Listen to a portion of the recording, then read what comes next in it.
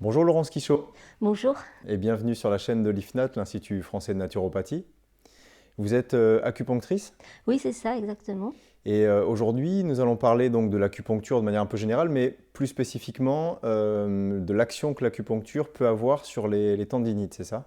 Oui, voilà, je pensais que aborder ce sujet était intéressant parce que ça permet de voir toutes les actions de l'acupuncture. Tout à fait. C'est vrai que quand on parle de tendinite, on a souvent tendance à penser au kiné, à l'ostéo, des choses très mécaniques et on ne pense pas en premier lieu à l'acupuncture. Donc c'est intéressant d'amener peut-être cette pratique-là dans le parcours de soins en fait. Oui, voilà, parce que en acupuncture, l'acupuncture c'est basé sur l'énergétique, comme toute la médecine traditionnelle chinoise, que ce soit le qigong, les massages. Et donc, on va déterminer une phase yang et une phase yin dans la tendinite, hein, parce que les Chinois, dans leur appréciation du monde énergétique, ont défini deux énergies, une qui est yin, qui aurait tendance à se densifier en matière, et une qui est yang, au contraire, beaucoup plus moteur. Et c'est justement cette énergie yang qui va intervenir dans le cas de la tendinite. Parce que bon, la tendinite, hein, c'est une inflammation des tendons qui peut se localiser un peu partout sur le corps, les bras, le coude, hein, avec l'épicondylyte, la jambe, la cheville. Et ça s'accompagne souvent même toujours de douleur et souvent de chaleur et de rougeur. Et donc le premier travail de l'acupuncture pendant cette phase de crise, c'est d'essayer de dégager cette énergie. En fait, c'est une énergie qui est incorrecte, qui se situe dans un méridien. Alors, pour ceux qui ne connaissent pas trop la médecine traditionnelle chinoise, le méridien, c'est le circuit énergétique qui existe dans le corps. On a 12 méridiens. Que l'on va venir stimuler ou pas, c'est ça Voilà. avec les aiguilles, c'est le C'est travail ça. de l'acupuncteur. C'est ça, on va stimuler certains points. Donc il y a des points pour vider l'énergie, il y a des points pour au contraire tonifier, c'est-à-dire accumuler une bonne énergie avec des aiguilles. Alors des aiguilles très fines. À part certains points au bout des doigts, c'est franchement absolument indolore. Et pour les personnes qui ont peur, on peut utiliser un laser, ça se fait aussi. Et donc, dans un premier temps, on va essayer donc de dégager cette énergie qui reste bloquée. En fait, c'est pour ça qu'on a mal, cette énergie yang. Et ensuite, il y a en général une phase de la tendinite où on a toujours du mal à bouger son bras ou sa jambe, mais bon, on arrive un petit peu à le bouger. Et donc, dans cette phase-là, on va au contraire essayer de nourrir les tendons. Et donc là, mobiliser l'énergie yin qui va nourrir les tendons. Et pour les Chinois, tout ce qui est tendons, muscles, etc., c'est raccroché à l'organe du foie parce qu'il gère le sang. Et donc là, pareil, on va de manière locale stimuler certains points. Et puis ensuite, poser quelques questions au sujet du foie et tout ce que le foie peut gérer. D'accord, donc il y a une vision quand même assez globale comme on peut l'avoir en naturopathie, une vision qui va être spécifique par exemple du tendon, du ligament, et une vision plus globale. Donc vous faites en acupuncture ce qu'on appelle une anamnèse en naturopathie, c'est ça Exactement. On va alors, soit la personne a une tendinite vraiment ponctuelle, mécanique, parce que, pardon, elle a porté des sacs trop lourds ou joue au tennis, ou bon.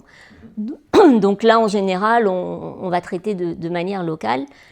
Mais si c'est une tendinite récurrente, voire une tendinite chronique, alors oui, effectivement, on fait une anamnèse, enfin de toute façon, toujours en consultation, on va faire une anamnèse, pour justement comprendre pourquoi cet organe, le foie, est faible, est déficient.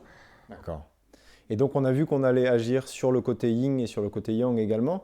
Est-ce que du coup ça nécessite plusieurs séances de prise en charge en général dans le cadre d'une tendinite? Oui, il va falloir plusieurs séances parce que en général, on va faire un déblocage local. Puis ensuite, une autre séance pour nourrir les tendons.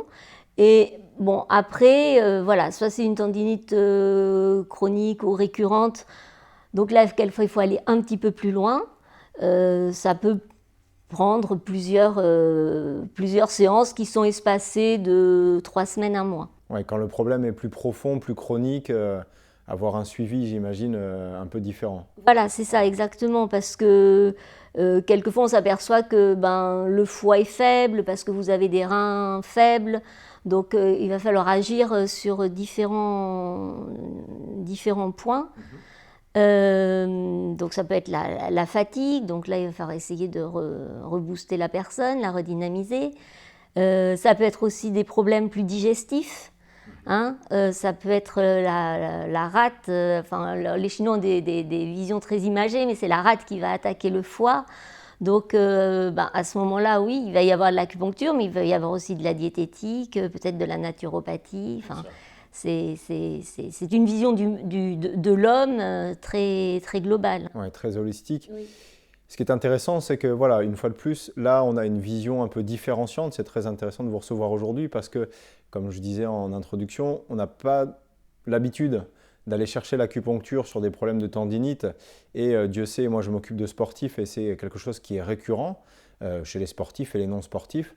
Et donc, c'est intéressant de savoir qu'il y a cet outil complémentaire. Nous, on parle beaucoup à l'IFNAT de médecine intégrative. C'est-à-dire, en fait, on n'oppose personne à personne, on s'intègre dans un parcours de santé avec plusieurs intervenants. Ça peut être l'acupuncteur, le naturopathe, le médecin, l'ostéo, etc. Et donc, c'est vraiment intéressant de voir qu'on peut justement inclure l'acupuncture dans ce genre de prise en charge. Ah oui, tout à fait. L'acupuncture a tout à fait sa place dans un problème de tendinite. Et pour soulager la douleur, et plus loin, pour voir en fait, où est le déséquilibre chez la personne. Ouais, dans un souci de pérennité, en fait. Voilà, dans un souci de pérennité, parce que si vous avez des tendinites récurrentes, par exemple, ça peut être à tous les printemps, ça signifie quelque chose, soit que votre système immunitaire n'est pas assez solide, soit... Enfin, il y a... C'est oui, comme vous le dites, une vision vraiment holistique et voilà, et une recherche des causes. Toujours une recherche des voilà, causes, oui. voilà, et pas de la symptomatique seule.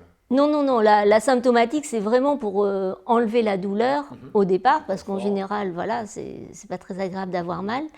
Mais ensuite, on recherche la cause.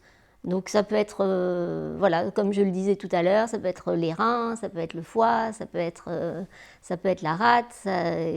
Et à ça, on associe aussi un mode de vie, des conseils diététiques. Voilà, il faut un peu agir sur tous les plans et que la personne retrouve son équilibre. Et son équilibre énergétique, parce que c'est ça qui est important, enfin, c'est le pivot, enfin, l'essence de l'acupuncture, c'est ce côté énergétique. Tout à fait. Mais écoutez, je pense que les abonnés de la chaîne de l'IFNAT seront ravis de savoir qu'ils ont une possibilité supplémentaire dans le cadre de la prise en charge des tendinites. Merci Laurence Quichot d'être venue sur la chaîne de l'IFNAT pour nous amener cette information supplémentaire. Si ce n'est pas déjà fait, je vous invite à vous abonner à la chaîne de l'IFNAT pour ne rater aucune autre vidéo. Laurence, nous allons nous retrouver dans d'autres vidéos ultérieurement pour parler justement de l'acupuncture dans certains cas précis. Je sais qu'on parlera des saisons, on parlera de pas mal de choses ensemble. Donc merci d'être venu et à très bientôt sur la chaîne de l'IFNAT. Merci beaucoup. Merci.